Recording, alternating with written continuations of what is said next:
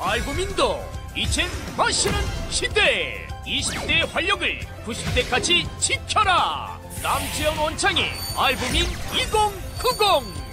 알부민 복합물 무려 25,500mg 제가 직접 원선에 배합했습니다.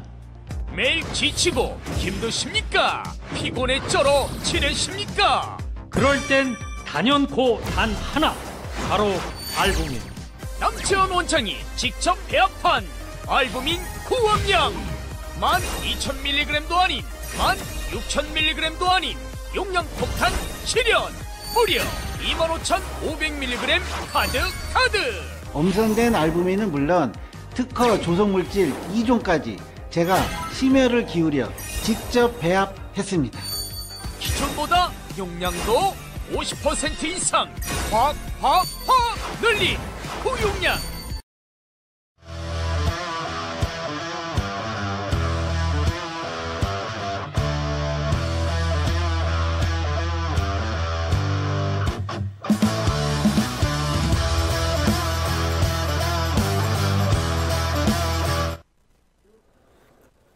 전세계에 계신 아투TV 시청자 여러분, 그리고 전국에 계신 애국 국민 여러분, 안녕하십니까? 오늘 2025년 2월 4일입니다. 아투TV 이영풍의 뉴스 브리핑 시작하겠습니다. 먼저 오늘 이런 내용으로 방송을 해드리겠습니다. 썸네일이 좀 바뀌었네요.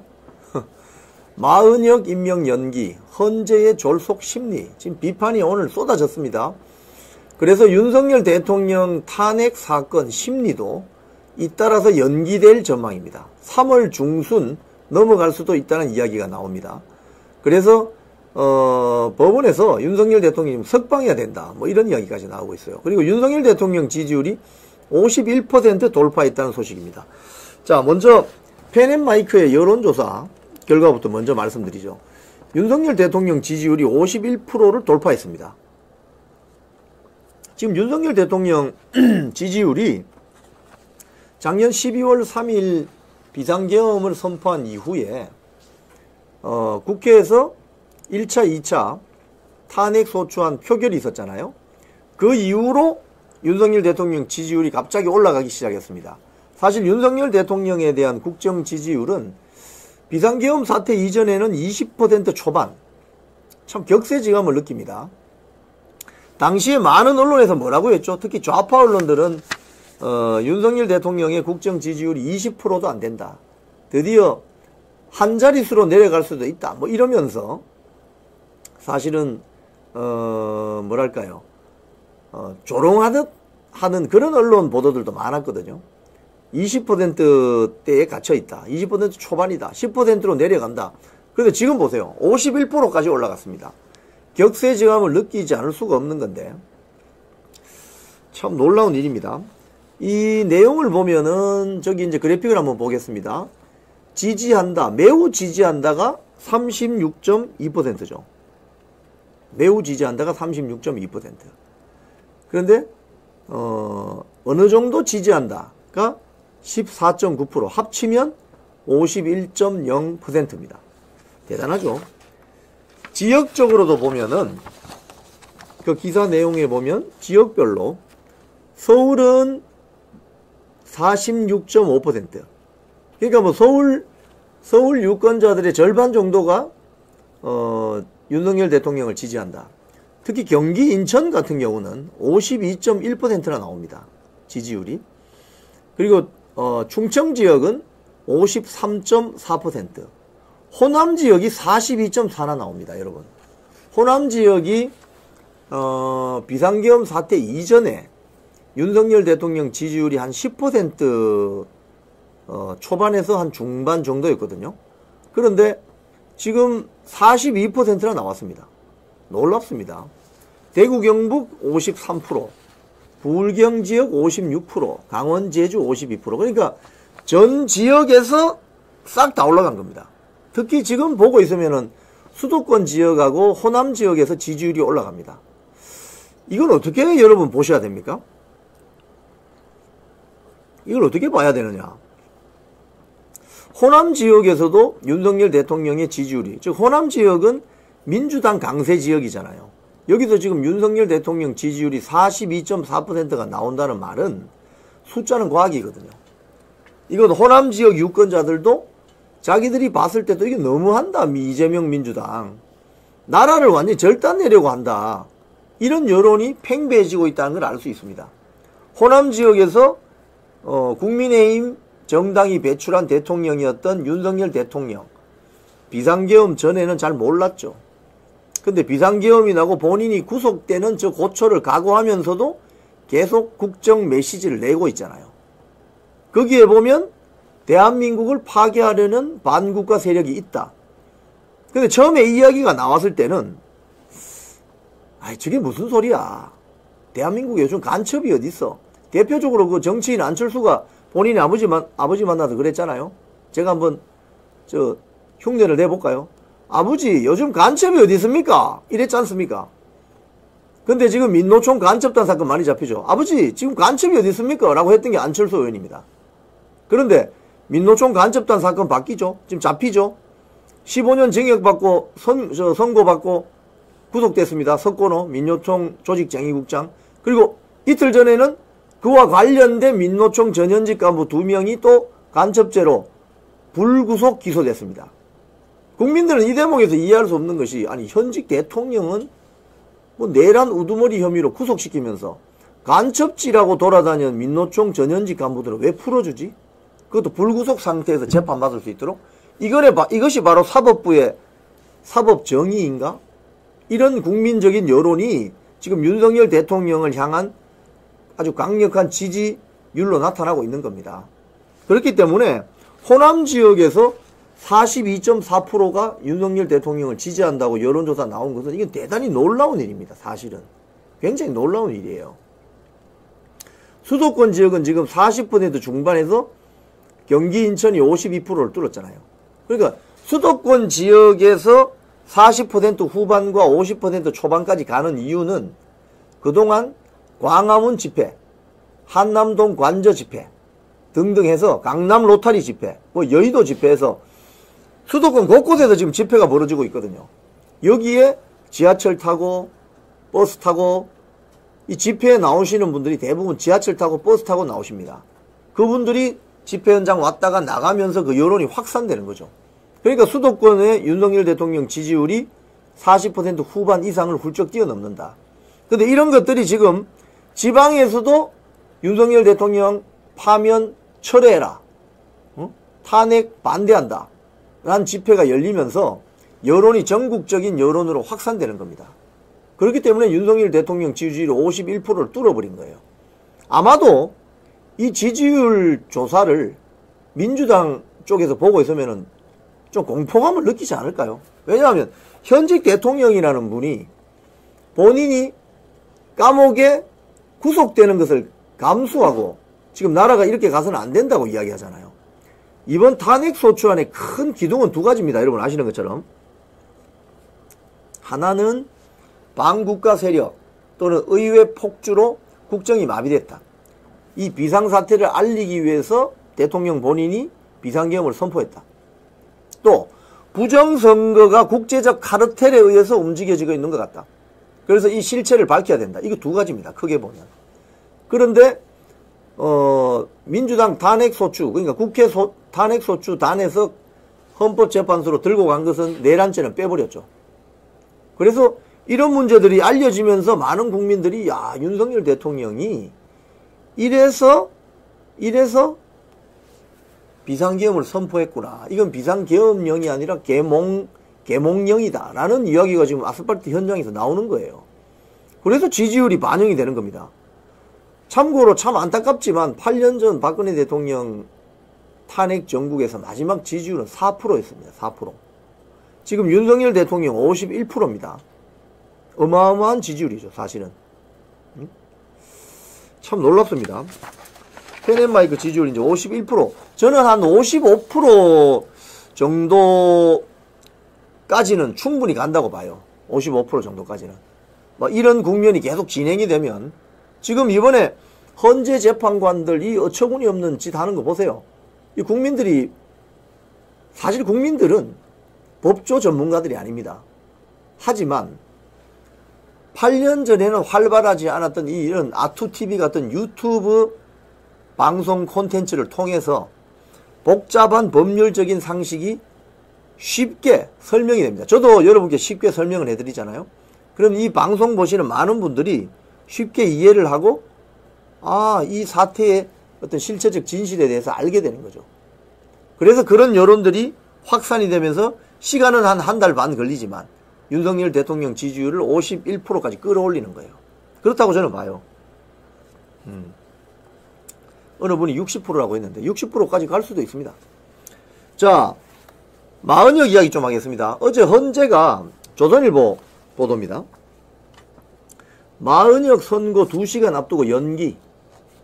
2시간 앞두고 연기. 최고 헌법기관의 권위와 신중함을 실종했다. 이 기사를 보면은 마은혁 선고, 그러니까 마은혁을 왜 헌법재판관으로 임명해야 되느냐, 왜 이렇게 서두르느냐, 민주당. 민주당은 밖에서 여론전을 벌이고 헌법재판소 안에 있는 우리법 연구회, 특히 문재인이 심어놓은 문영배, 이미선, 그리고 요번에 민주당이 추천해서 들어간 정계선, 3명 다 우리법 연구회 아닙니까? 또는 국제인권법 연구회. 대표적으로 대한민국 좌파 사법 카르텔 멤버들입니다. 근데 마은혁이를 왜 이렇게 재판관으로 데리고 와야 되냐 하면서 이렇게 서둘렀느냐? 그 답은 윤석열 대통령 탄핵시키려면 6명의 재판관이 필요합니다. 그 말은 이번에 이진숙 방통위원장 탄핵 기각에서 나타난 것처럼 정정미까지 포함해서 4명이 확보된 거죠. 그리고 1명은 아직 누군지 모르지만 누군가 있는 거죠. 그래서 마은혁만 들어오면 매직 넘버 6, 6명이 달성되기 때문에 윤석열 대통령 탄핵시킬 수 있다, 파면시킬 수 있다고 생각하는 거예요. 그래서 대한민국 헌법이 이러한 설명을 하기 때문에 윤석열 대통령은 파면되어야 된다가 아니고 헌법재판관 6명, 특정 정치 성향의 스피커 역할을 하는 헌법재판관들 6명이 확보됐기 때문에 윤석열 대통령은 파면이다. 이런 식으로 몰아가려고 했던 거죠. 또 서둘렀던 이유 중에 하나는 문영배, 이미선 재판관이 오는 4월 18일 날 임기가 끝이 납니다. 그러니까 임기 끝나기 전에 끝내려면 3월까지는 끝내야 되는 거죠.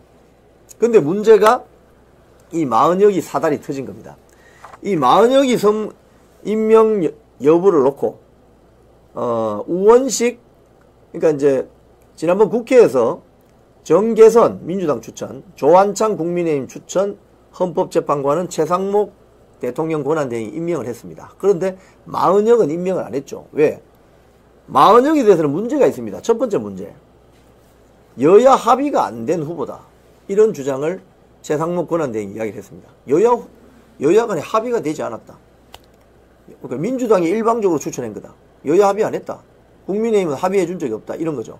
또 하나, 우원식 국회의장이 권한쟁의를 신청했는데 우원식 국회의장 본인이 청구 자격이 되느냐? 안 된다는 거예요. 왜? 국회가 청구를 해야 되는데 국회가 청구를 하려면 우원식 국회의장은 본회의 소집을 해서 표결을 해야 됩니다. 표결. 국회의원들 다 모아서 표결해서 권한쟁의를 신청했어야 되는데 권한쟁의 청구가 절차상 하자가 있다. 그래서 이거를 권한쟁의를 청구할 때 자격 요건이 되느냐, 어떤 고소장을 쓰거나 고발장을 써도 내가 이 고소를 할 수 있는 자격, 이 고발 주체가 될 수 있느냐, 이게 굉장히 중요한 쟁점이거든요. 그래서 재판부에서 제일 먼저 판단하는 것이 저 사람이 고발 주체가 되나, 청구 주체가 되나, 이걸 먼저 살펴보거든요. 근데 그걸 살피지도 않고 빨리빨리 신속 진행하려고 하다가 이 사달이. 그래서 최상목 권한대행 측이 주장한 것은 우원식 국회의장 단독 심판 청구는 부적법해서 각하해야 된다. 조건이 안 되기 때문에 이거는 청구인 자격이 되지 않는다. 그런데 헌법재판소가 이거 선고하기 전에 어제죠. 어제 원래 선고 오후 2시에 하게 돼 있었잖아요. 근데 연기한 거죠. 지금 무기한 연기.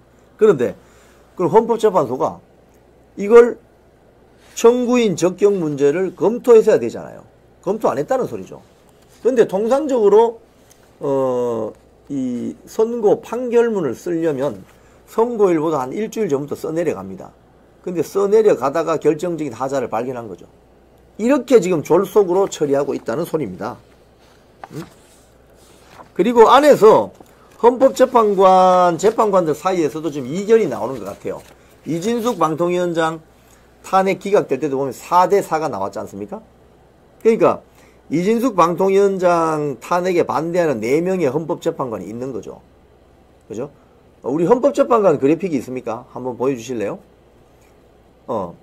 여기 보면은 오른쪽에 마은혁이 빼고, 마은혁이는 아직 임명이 안 됐으니까 조한창, 김복형, 정영식, 김형두, 이 4사람이 이진숙 방통위원장 탄핵에 반대한 사람입니다. 그러니까 저 4명이 이번 마은혁 헌법재판관 임명과 관련해서 부적격한 문제다, 이걸 지적했을 거예요. 분명히 내부적으로. 그래서 이런 지금 문제가 생기는 겁니다. 아시아투데이 기사를 보면 헌재가 우원식 청구인 자격 재검토, 절차적 문제, 후폭풍 우려. 후폭풍이 이제 일어나죠. 이 아시아투데이 내용을 잘 정리해놨는데, 여기 보면 지성우 성균관대 로스쿨 교수가 한 이야기가 있습니다. 지성우 그간 절차적 적법성을 고려하지 않다가 관련 논란이 커지자 사건의 핵심 쟁점을 들여다보기로 결정한 것 자체가 헌재가 공정성 논란을 스스로 인정한 셈이다. 어떻게 보면 대한민국 사법부의 최고 뭐랄까요, 사법기관이라고 할 수 있는 헌법재판소가 이래도 되는 겁니까?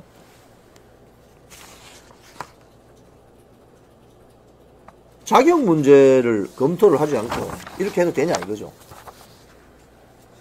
자, 중앙일보 기사 한번 보겠습니다. 헌재 마은혁 임명 보류 선고 연기, 여야 합의가 헌법 정신. 여기 정리가 잘 돼 있어요. 여기 보면은 최상목 대통령 권한대행을 대리하는 이동흡 변호사는 어제 그 헌재 결정에 대해서 국회 의결을 거치지 않은 권한쟁의 심판 청구에 대한 절차적 하자와 여야 원내대표의 합의 여부에 대한 문제 제기를 헌재가 더 따져보기로 한 것 같다. 그리고 그 밑에 보면 또 중요한 내용이 있습니다.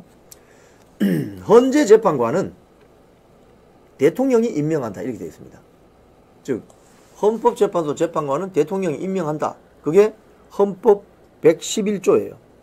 그런데 이건 반드시 임명해야 된다는 규정이 아닙니다. 뭐 영어로 should, must가 아니요. 반드시 임명해야 한다가 아닙니다. 그냥 임명한다면 돼 있어요. 즉 임명한다는 말은 국회가 헌법재판관 후보자를 추천하면 대통령 또는 갈로 열고 대통령 권한대행 갈로 닫고 가 임명할지 안 할지는 대통령이 판단한다는 거예요.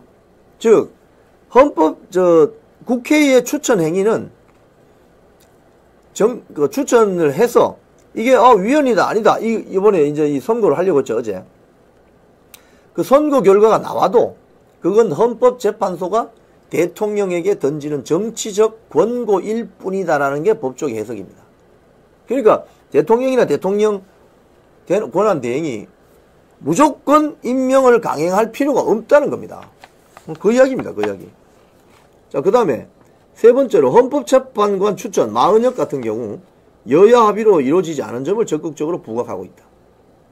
오히려 지금 계엄 사태 나기 전에 공석이었던 헌법재판소장을 최상목 권한대행은 임명해야 된다. 지금 문영배가 헌법재판소장 권한대행이잖아요. 문재인이 임명했던. 응? 그런데 문재인이 추천하고. 근데 지금 사실은 그 헌법재판관들 그래픽 한번 더 보여주시면은 연세가 제일 많으신 분이 연장자가 정형식 재판관입니다. 저분이 사실은 연장자 개념으로 헌법재판소장 하시는 게 맞죠. 그러니까 문영배는 빨리 나가고, 문영배는 지금 임기도 얼마 안 남았어요. 4월 18일이면 이미선하고 문영배 나갑니다. 근데 나갈 날짜도 얼마 안 남은 사람들이 저렇게 서두르는 거예요. 왜? 윤석열 대통령 파면시켜야 되니까. 그러니까 이런 지금 말도 안 되는 일이 벌어지고 있습니다. 자, 그러면 이제 이 결과는 어떤 후폭풍이 나오느냐. 중앙일보의 진단은 그겁니다. 윤석열 대통령의 탄핵 심판이 연기될 수가 있다. 그래서 이렇게 이제 갈 수가 있다.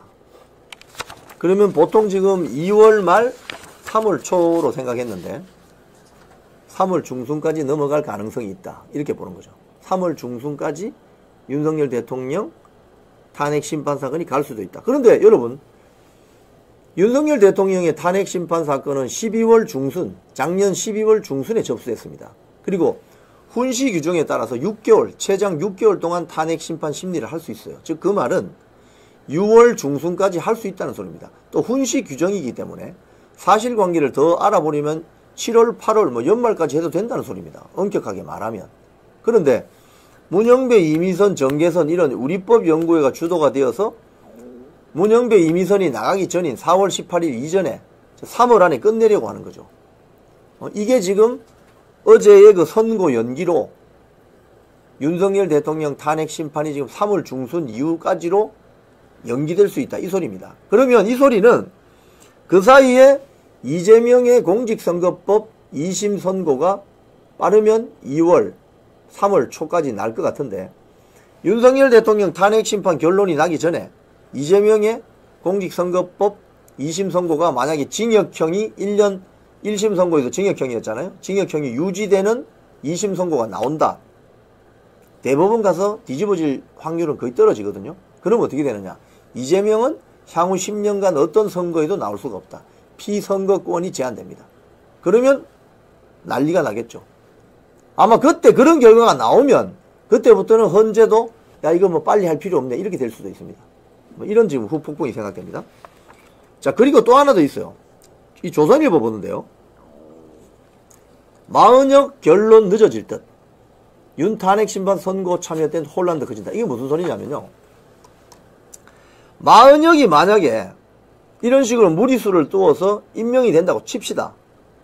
그럼 어떤 문제가 발생할 수 있냐면 형사소송법상 갱신 절차를 요구할 수 있습니다. 무슨 소리냐. 재판부 멤버가 재판 도중에 바뀌면 그 재판관이 앞에 이루어졌던 재판 기록 또는 증인 진술을 다 스터디할 수 있는 충분한 시간을 주는데 그게 갱신 절차입니다. 갱신 절차. 그러면 마은혁이가 들어와서 앞에 나와 있었던 재판 기록 또는 증인 진술을 다 검토할 수 있는 시간을 주는 게 갱신 절차인데 여기에서 윤석열 대통령 측이 이 갱신 절차를 간소화합시다라고 하는 제2의 제안에 동의하지 않으면 갱신 절차 자체가 논란이 돼서 탄핵 심판 전체 일정이 다 미뤄진다는 거예요. 뭐 4월, 5월, 6월까지 그냥 가버린다는 거예요. 그러니까 마은혁이를 지금 집어넣어도 문제라는 겁니다. 마은혁이를 집어넣어도. 그래서 그 기사 내용을 보면은 두 번째 문단에 이런 게 있죠. 마 후보자가 재판관으로 임명이 되면 헌재는 갱신 절차를 거쳐서 이 재판을 계속해야 한다. 형사소송법에 그렇게 하게 되어 있습니다. 형사소송법에 있는 재판관 구성이 바뀌면 이전에 진행되었던 증거조사 등을 다시 하는 절차를 준용하게 되어 있기 때문입니다. 네. 왜? 그래야만 재판관 개개인의 팩트 파인딩이 정확하게 되겠죠. 자, 그런데 제가 말씀드린 것처럼 윤석열 대통령 측이 갱신 간소화에 동의하지 않으면 갱신 절차 자체는 논란이 되어서 전체 일정이 밀리게 된다. 또 세 번째, 한편 마 후보자가 마은혁이가 대통령 탄핵심판 변론이 종결 끝나고 나서 헌재에 합류했다. 그럼 어떻게 되느냐? 선고에는 사실상 참여하기 힘들다. 왜? 그동안의 변론들을 다 들어보지 못했으니까. 그 전에 들어갔었더라면 형사소송법상 갱신 절차를 통해서 증인 진술을 다시 들어본다든지 재판 기록들을 다시 검토하든지 이런 시간이 있겠지만 변론이 다 끝나고 나서 마은혁이가 들어간다 이러면 마은혁은 9명 구인체제를 만들어 주기는 했지만, 헌법재판소 구인체제. 하지만, 선고에는 들어가기가 힘들다. 즉, 9명 재판관 선고에는 들어가기 힘들 것이다. 그래서 지금 반응이 헌법연구관 출신의 한 변호사는 무슨 이야기를 합니까? 저 기사에서. 헌재가 문영배 이미선 재판관이 퇴임하는 4월 18일 이전에 윤 대통령 탄핵 심판을 선고하기 위해서 어떤 선고? 파면시키기 위해서 서두르는 것 같다. 이래서 이런 후폭풍이 예상이 된다. 자, 펜앤마이크 어제 보도를 보면 이런 게 있어요. 마은혁 선고 연기로 윤 대통령이 석방이 불가피하다. 탄핵 심판 결과도 어떻게 될지 아무도 모른다. 지금 그동안의 탄핵 심판 기조가 문영배 헌법재판소장 권한대행 주도로 이미선하고 같이 이렇게 막 신속심리 하는 어떤 속도를 내왔죠. 그런데 지금 우리법 연구회 출신들 문영배 이미선 정계선에 대한 국민적인 여론, 국민적인 비판 여론이 지금 심각하죠. 그래서 이것들이 지금 유튜브 상을 통해서 이런 어떤 내용들이 막 공유가 되면서 난리가 났습니다. 그래서 국민들이 지금 이런 헌법재판관들이라면 어떤 탄핵 심판 결과를 내리더라도 참 수용하기 힘들지 않겠나.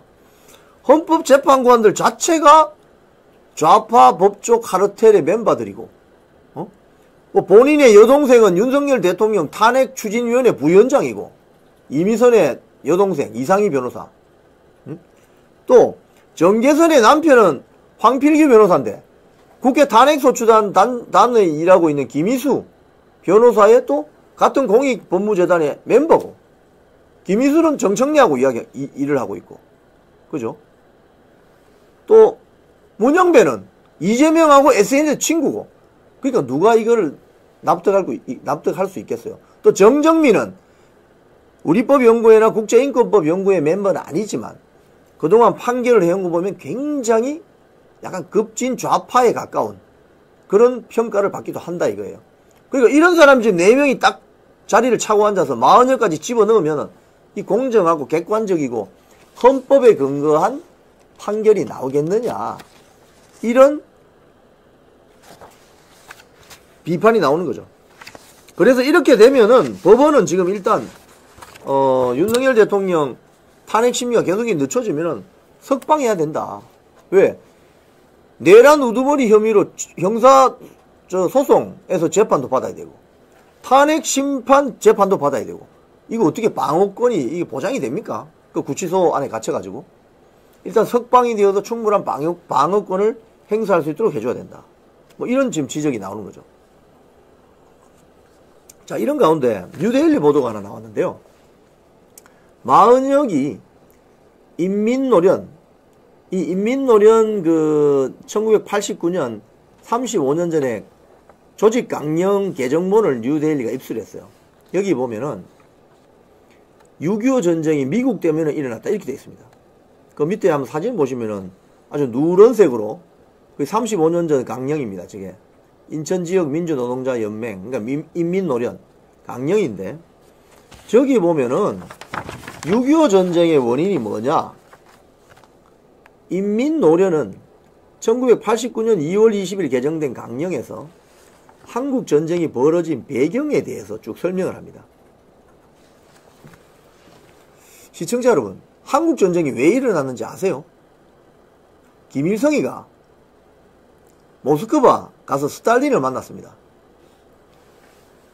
스탈린이 원래 북한의 지도자를 선택하기 위해서 김일성하고 박헌영이를 모스크바로 불러서 인터뷰를 했습니다. 원래는 북한이 이제 소련군이 진주하기 전에.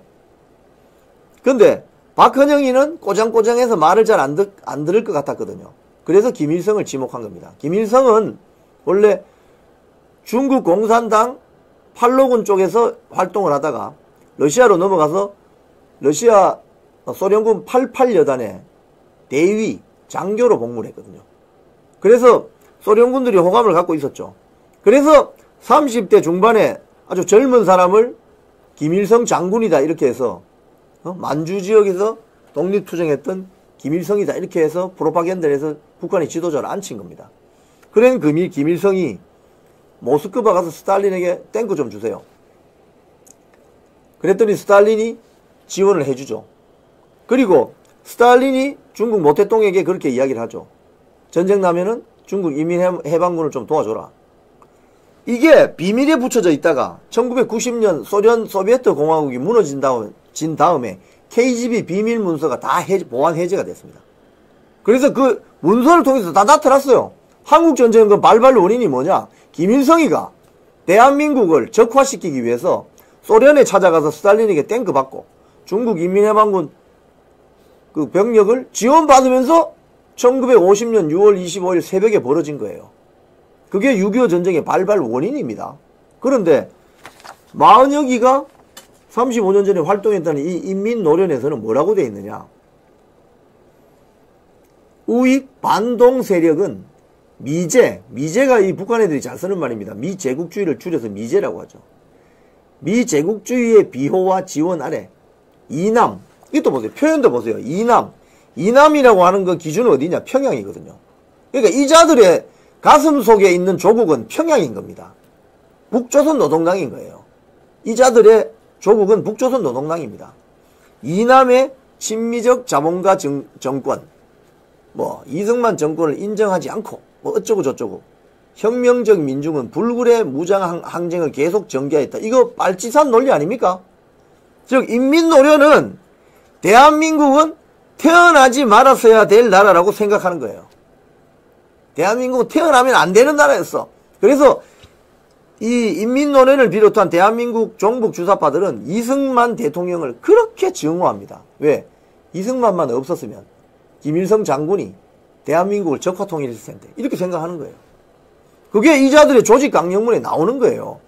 이런 곳에서 대학생 때 활동하고 판사 되기 전에 관여했던 사람이 지금 헌법재판관으로 대한민국 헌법을 주무른다고 생각해보세요. 끔찍하지 않습니까? 그런 사람들이 서부지방법원에 우리법연구회 출신들이 다 영장전담판사로 앉아 있었으니 그런 대통령 체포영장이 발부되는 거죠. 지금 이자들은 또 한강의 기적, 인민노련, 한강의 기적이라고 불리는 우리나라의 발전을 어떻게 이야기하느냐. 자본가들의 부와 사치의 거대한 성장을 의미한다. 다른 한편으로는 노동자들의 빈곤과 억압의 더욱 빠른 성장을 의미한다. 이렇게 이야기를 하죠. 이게 이제 그들의 이제 독점 자본론 등등 그런 그 당시에 유행했던 책들이 있습니다. 거기에 보면 대한민국이란 나라는 미제국주의에 빨리는 나라, 또 미국과 일본의 제국주의 체제에서 잉여 가치를 빨리는 나라, 이렇게 되어 있습니다. 그런데 지금 여러분 대한민국이 지금 1인당 GDP가 얼마예요? 35,000불입니다. 지금 가장 최근 자료를 보면은 일본보다 지금 GDP가 더 높다는 통계도 있습니다. 실질적인 구매력은 일본보다 더 높다는 거예요. 대한민국이. 자, 그러면 인민노련 이자들이 지금 이 현상을 설명할 수 있어요? 대한민국이 식민지인데, 미제국주의의 미제의 식민지인데, 일본의 식민지인데, 그럼 우리가 어떻게 일본보다 더 1인당 GDP가 많아졌죠? 그리고 어떻게 해서 대한민국 경제가 세계 10위권에 드는 경제 대국이 됐죠? 이거 설명해 보세요. 설명이 안 되는 거예요. 그러니까 이게 이자들은 즉 이자들은 30여 년 전부터 대한민국 체제를 무너뜨리기 위한 혁명 논리로 이런 말을 한 것이지 실제로 벌어지는 이런 현상에 대해서는 설득력이 전혀 없는 겁니다. 그래서 지금 인민노련 조직강령 같은 이런 소리 하면 지금 어떤 소리 듣겠습니까? 저 제정신 아니다. 저 제정신이 정신 나간 사람이다. 이런 소리 듣게 되어 있습니다. 거기에 몸담았던 사람들이 대한민국 헌법재판관 하면 됩니까? 안 됩니까? 기본 자질이 안 되는 거예요, 그게. 멸공님, 봉준호 등 배우들도 CIA 신고해야 된다. 요번에 CIA 신고될 사람 많죠? 다 봤죠? 이게 지금 윤석열 대통령이 이야기한 반국가 세력들 아니냐고요.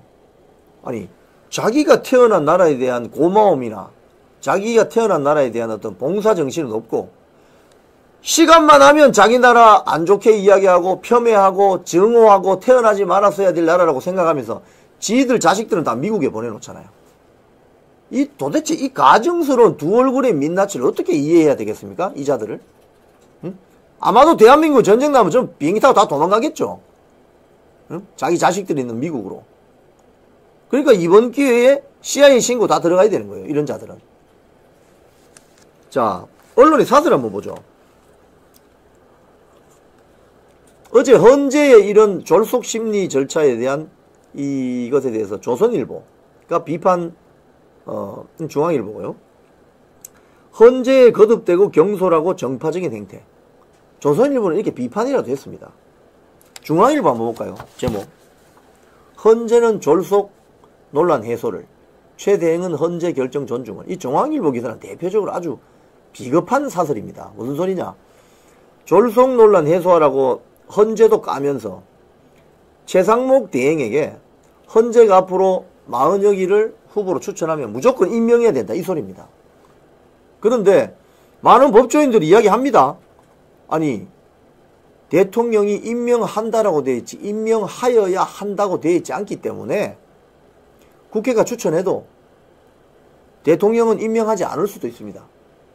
근데 최상목 대행은 헌재 결정을 존중하라 이러잖아요. 존중 안 해도 됩니다. 정치적인 권고로 받아들이면 됩니다. 그런데 중앙일보는 이렇게 좀 비겁한 사설이라도 썼는데 동아일보 사설 없습니다. 헌재의 어제 그 선고 연기에 대한 동아일보 사설 없어요. 지금 동아일보가 제가 볼 때 굉장히 병들었어요. 영혼이 병들었어요.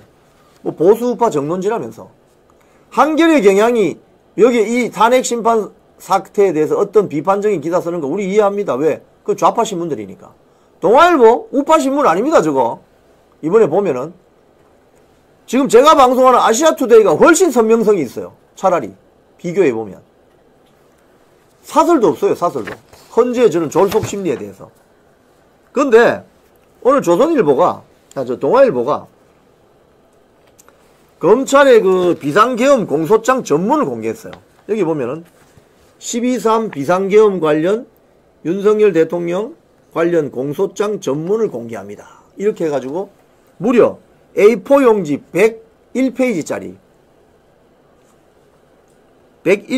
전문을 공개했어요. 근데 여러분 공소장 그 재판정 가보신 분들은 알겠지만은 이 그 참관인들이 보는 자리에서 왼편에 검사 측이고 오른쪽이 변호인 측이죠. 검찰 측에서 내는 공소장은 자기들이 수사한 내용을 기반으로 하지만 검찰이 피의자에 대해서 이런 벌을 내려 주십시오라고 그 이야기할 때 자의적인 어떻게 보면 주장입니다. 검찰의 공소장은. 검찰의 공소장이 100% 팩트가 맞다고 보시면 안 돼요. 그런데 거기에 대해서 대응하는 게 변호인의 변론서잖아요. 아닙니다. 검찰의 공소장이 요렇게 주장하지만 저희들이 확인해 본 결과 팩트가 틀립니다라고 할 수 있죠. 즉 공소장에 맞서는 것이 변론서죠. 그걸 보고 판사가 어느 쪽이 합당한지를 손을 들어주는 거죠. 그게 재판 절차이지 않습니까? 그런데 동아일보가 검찰의 일방적인 주장으로 구성이 되어 있는 공소장 전문을 공개한다? 신문에? 그건 뭐예요? 동아일보는 윤석열 대통령을 파면시켜야 한다는 입장을 가진 검찰 측의 언론전을 대행해주고 있는 겁니다. 그러면 변호인의 변론서도 받아서 같이 그럼 올려줘. 신문에. 그거 할까요? 안 할까요? 안 할 것 같습니다. 그러면서 공소장 내용을 정리를 해서 뭐라고 했냐면은 윤석열 대통령이 계엄 국무회의 때 언론사에 대해서 단전 단수를 지시했다고 이야기합니다. 보면은 단전 단수를 지시했다고 되어 있습니다. 윤 계엄 국무회의 때 언론사 단전 단수 지시 101페이지 분량의 공소장의 적시 단선단. 자, 그럼 여기서 한번 물어볼게요. 검찰의 공소장이 얼마나 지금 팩트 부실인가 제가 한번 문제 제기해 볼게요. 여기에 보면 MBC, JTBC, 한겨레, 경향 여기에 단전 단수 조치를 하고 김어준이 있는 여론조사 기관 꽃에도 조치를 하라 이렇게 되어 있거든요. 12월 3일날 여러분 그날 밤 기억하세요? MBC에 전기 다 나갔습니까? 상암동에 있는 JTBC에 전기 다 나갔습니까? 수돗물 트면 수돗물 안 나옵니까? 그런 적 있어요, 없어요? 항정동에 있는 경향신문에 건물에 불이 다 나갔어요? 어? 아현동 애호계곡에 올라가는 거기 만리제곡에 올라가는 한겨레신문에 불 다 나갔어요? 안 나갔잖아요. 생생하게 불 들어왔잖아요. 국회 건물에도 뭐 불 나갔어요. 그러니까 공소장에 있는 내용들은 100% 팩트가 아니라는 거예요.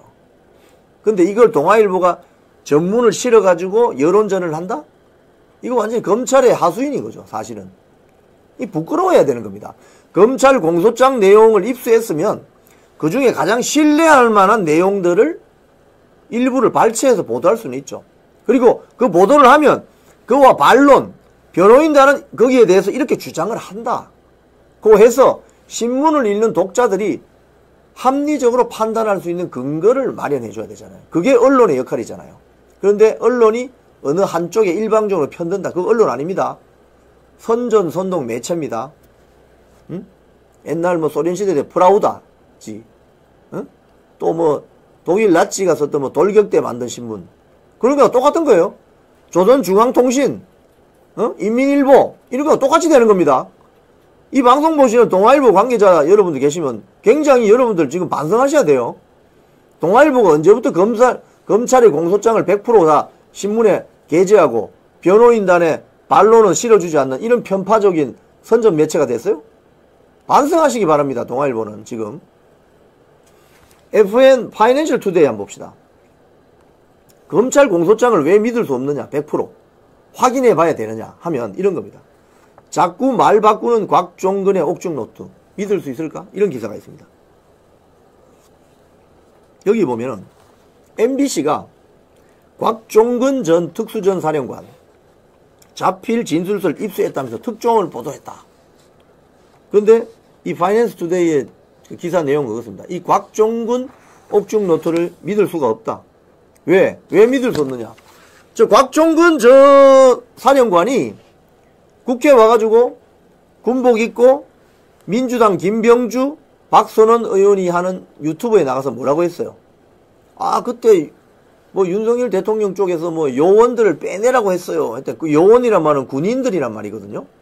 민간인들하고 군인들하고 섞이면 뭐 불상사가 일어날 수 있으니 군인을 빨리 빼라 했는데 그 옆에 있던 박선원, 김병주가 슬쩍 가짜뉴스를 만듭니다.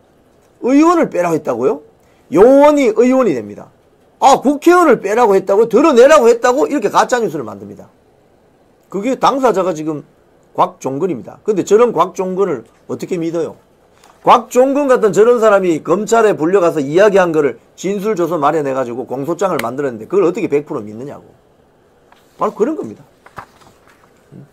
그래서 동아일보가 지금 오늘 검찰 공소장 A4 용지 101페이지짜리를 동아일보 전문 게재한 것은 저건 굉장히 언론이기를 포기한 행태입니다. 저거는. 변호인단에 그러면 변론서도 전부 다 실어줘. 내일이라도. 그러면 어떻게 되냐? 문제가 어떻게 되느냐? 공소장과 변론서는 재판정에 있는 판사들이 보고 판단해야 되는데 이게 재판정에서 재판이 벌어지기 전부터 여론전을 부추기게 되는 거죠. 그게 지금 동아일보가 한 일입니다. 오늘 아침에. 사설도 하나 안 쓰면서. 헌재의 어제 졸속 심리에 대해서 사설도 하나 안 쓰면서 검찰의 공소장은 전문을 게재해버린 이 행태. 이 문제가 아닐 수 없죠. 자, 민주당 이야기 좀 할게요. 노벨 평화상 후보로 민주당이 트럼프 대통령 추천했습니다. 여러분, 이거 완전 코미디 아닙니까? 코미디입니다. 어제 그리고 이 사진이 노출되도록 사진 언론 플레이 한 거예요. 제 수첩이 박선원 수첩입니다. 박선원. 지금 저기 보면은 오른쪽 하단에 보면은 트럼프 노벨 평화상 추천서 노르웨이 위원회에 제출 미국 측에 통보 그리고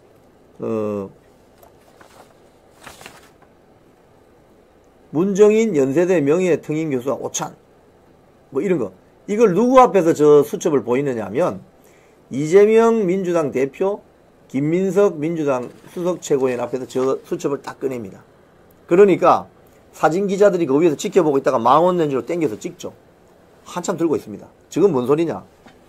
언론 플레이 한 거죠. 중요한 것 같으면 저런 식으로 대놓고 하겠어요? 기자들 보라고 펴놓은 겁니다. 그래서 기자들이 저거 뭐야? 이래서 지금 꽃시연님 말씀 잘하셨네. 생쇼를 한 겁니다. 생쇼를. 왜 생쇼를 하죠? 응? 뭐 갱기는 게 있는 모양이지. 트럼프 대통령한테. 응? 지금 이번에 그 탄핵 전국에서 가짜 뉴스를 많이 양산해내는 국회의원 중에 하나가 박선원이죠. 박선원의 정체는 여러분 이미 스카이데일리에 보도가 되어 있습니다. 많이. 이 노무현 정부 시절에 1심에 간첩단 사건 났을 때 김성규 당시 국정원장이 수사를 하려다가 박선원 관련 뭐가 나와서 노무현 대통령에게 수사 관련 이야기를 했더니 뭐라고 할까요? 김성규 국정원장이 본인이 잘려버렸다. 이 사진 보십시오. 저 사진입니다. 이재명, 김민석이 있는 그 사이에 앉아가지고 수첩을 딱 보여주는 거죠. 그러니까 기자들이 사진 기자들이 촉이 있거든요. 항상 국회의원들이 혹시 뭐 저 휴대폰상에서 뭐 이상한 사진을 보고 나가면 다 걸리잖아요. 또 졸고 있으면 사진 다 찍히잖아요. 저 본회의장 안에는 국회의원만 들어갈 수 있기 때문에.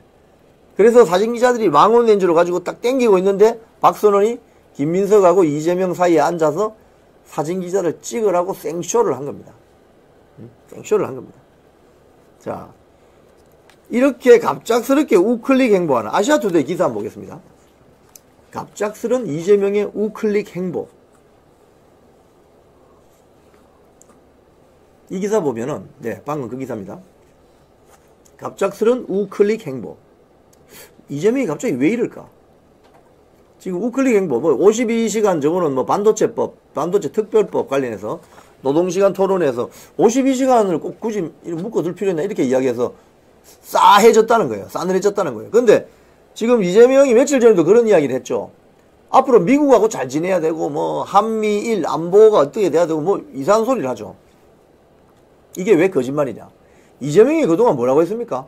특히 또 민주당이 자위대 군합발, 미군은 점령군 이렇게 이야기했잖아요.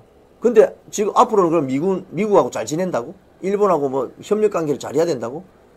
이거는 조기 대선이 치러지는 것에 대해서 뭐 영국의 이코노미스트 잡지하고도 얼마 전에 인터뷰했잖아요.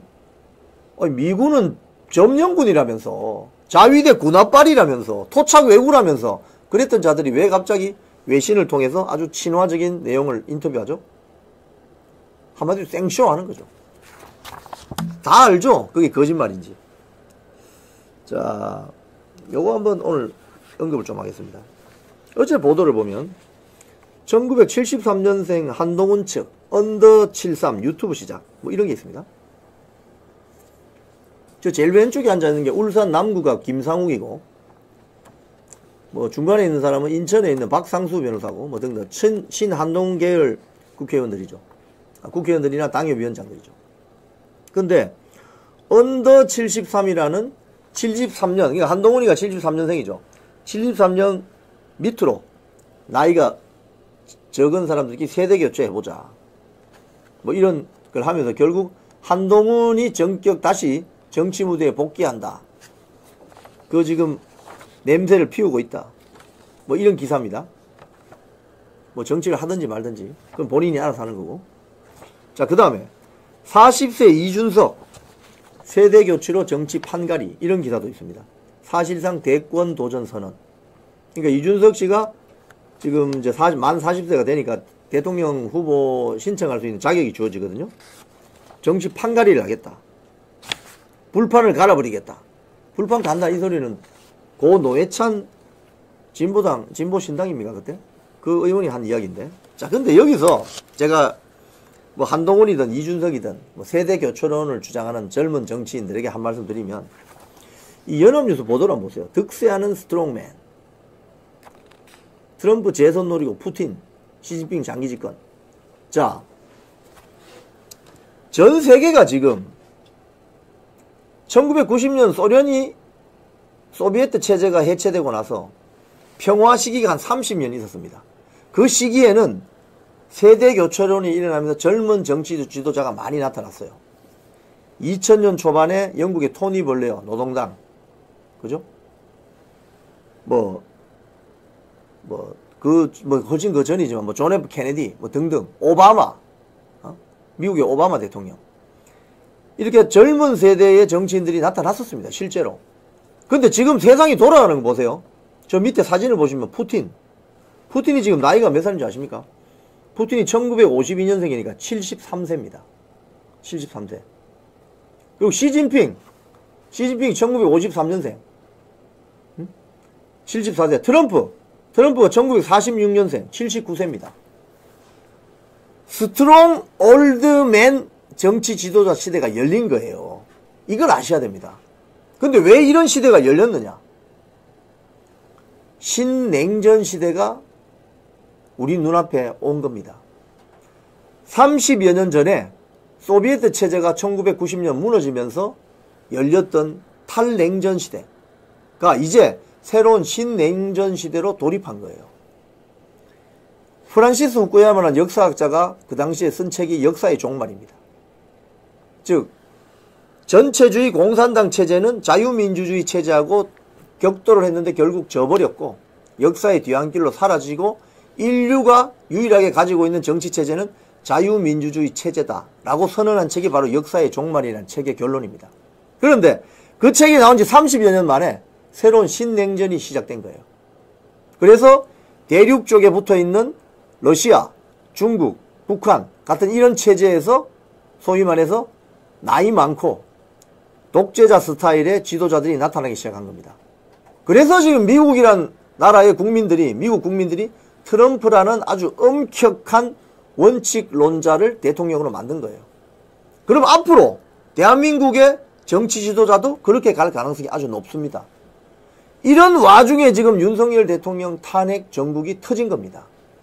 지금 윤석열 대통령은 감옥이 안에 있지만 감옥 안에서 윤석열 대통령이 이야기하는 것들이 다 언론에 퍼지면서 많은 대한민국 국민들이 계몽이 되고 있는 거예요. 계몽.